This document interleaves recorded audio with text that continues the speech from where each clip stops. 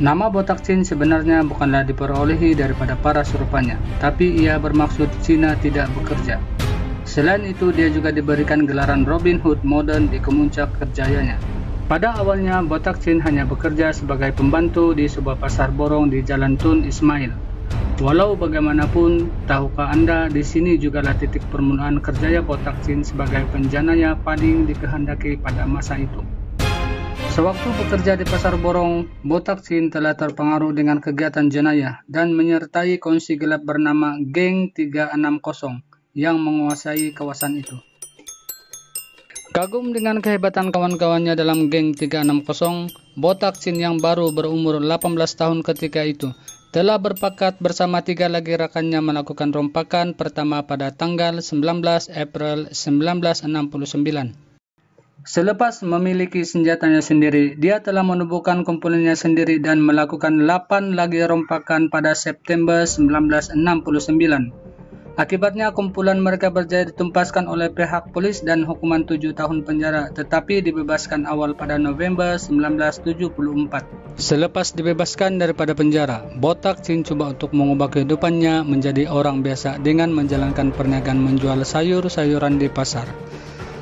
Namun kecewa karena hasil yang tidak memuaskan, Botak Chin kemudiannya kembali aktif dengan menubuhkan kumpulan kongsi gelap yang baru dan dianggotai oleh Ah Wong, Pangkor Chin, dan Seh Chai. Selepas memiliki senjata api baru yang dibelinya di negara Thailand, Botak Chin tidak menunggu lama untuk melakukan aktiviti jenayahnya. Pada tanggal 2 Jun 1974, dia dan rekan-rekannya telah melakukan rompakan terancang dengan melakukan rompakan di sebuah pusat perjudian haram di Sentul dan memperolehi wang rompakan sebanyak 5.800. Dengan uang itu juga dia pergi sekali lagi ke Thailand dan membeli 8 senjata api, menjadikan kesemuanya sebanyak 11 serta 100 butir peluru.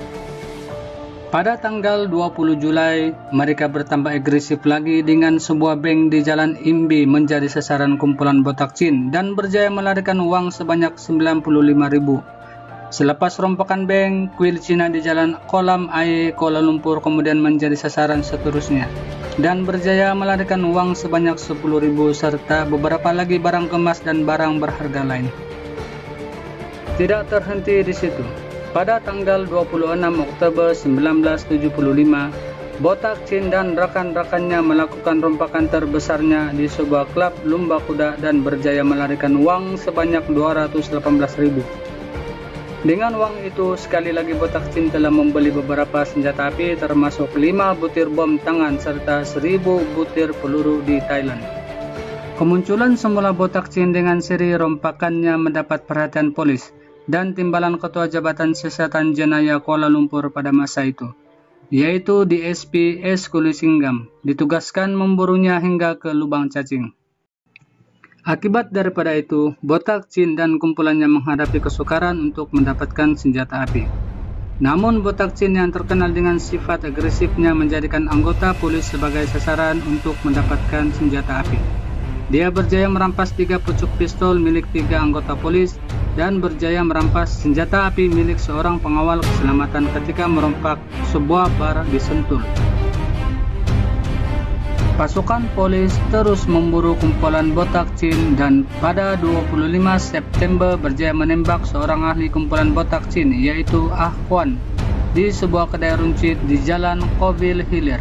Namun itu tidak menghalang Botak Chin untuk terus melakukan kegiatan rompakan. Bagaimanapun, kedudukan Botak Chin sebagai ketua mula terancam apabila ada yang coba mencabarnya. Dia bertindak cepat dan beberapa hari kemudian, Tua Pui yaitu ketua geng 5 Jari Gunung dan anggota gengnya sendiri Ah Wong ditemui mati ditembak di kawasan Lombong di Jinjang. Seorang lagi orang kanannya, Seh Chai, pula mati membunuh diri selepas dikepung oleh pihak polis di Jalan Alor. Pihak polis mula giat memburu Botak Chin dan ahli kumpulannya dengan menjejaki mereka dengan lebih agresif dan maklumat orang ramai menjadi panduan. Bekas Ketua Siasatan Jenayah KL mendiang di SPS Kulisinggam antara pegawai polis yang ditugaskan untuk menangkap Botak Chin ketika itu. Mendiang S. Kulisinggam dengan bijak mengatur strategi menangkap Botak Chin dan ahli kumpulannya tanpa kenal arti penat. Akibat tidak puas hati, pada malam 22 November 1975, Botak Chin telah merancang untuk membunuh DSP S. Kulusinggam.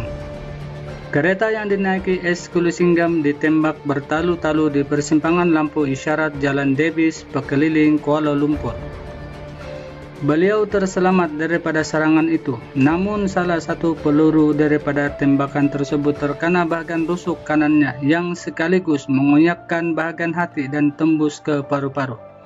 Pada awal tahun 1976, Botak Chin mula mengambil anggota baru dan mula merekrut mereka. Diikuti 3 rompakan dengan wang yang dilarikan kira-kira 400.000. Dan pada masa yang sama, 7 orangnya mati ditembak polis selain ada yang ditangkap. Polis juga merampas 15 senjata api, peluru dan bom tangan. Pihak polis membentuk satu pasukan khas untuk memburu Botak Chin dan kumpulannya. Pasukan tersebut seramai 12 orang dan termasuk 2 anggota polis yang terbaik masa itu. Akhirnya Botak Chin telah dikesan berada di sebuah kilang papan di Jalan Ipoh setelah 14 hari pasukan tersebut ditubuhkan. Setelah itu pasukan polis melakukan serbuan ke atas suspek dan pada jam 10 malam, kilang papan tersebut telah diserbu. Setelah terjadi tembak-menembak di antara pihak polis dan kumpulan Botak Chin, beberapa anggota kumpulan Botak Chin telah mati ditembak dan ada yang cedera terkena tembakan. Setelah 2 jam tembak-menembak ini berakhir, barulah kelibat Botak Chin ditemui dalam keadaan cedera parah terkena tembakan di kedua-dua tangan dan kaki. Tidak lama selepas kejadian itu, Botak Chin dihadapkan ke mahkamah atas 3 pertuduhan di bawah Akta Keselamatan Dalam Negeri (ISA) karena memiliki beberapa senjata api, peluru dan bom tangan secara haram dan dijatuhkan hukuman gantung mandatori ke atas semua jenayah yang telah dilakukannya. Manakala semasa di dalam penjara, Botak Chin tidak mendiamkan diri. Beliau sempat bertindak cubaan melarikan diri dan mencederakan beberapa pegawai penjara. Akhirnya pada tanggal 11 Jun 1981, Botak Chin ke tali gantung dan berakhirlah riwayat orang yang paling diguruni pada masa itu.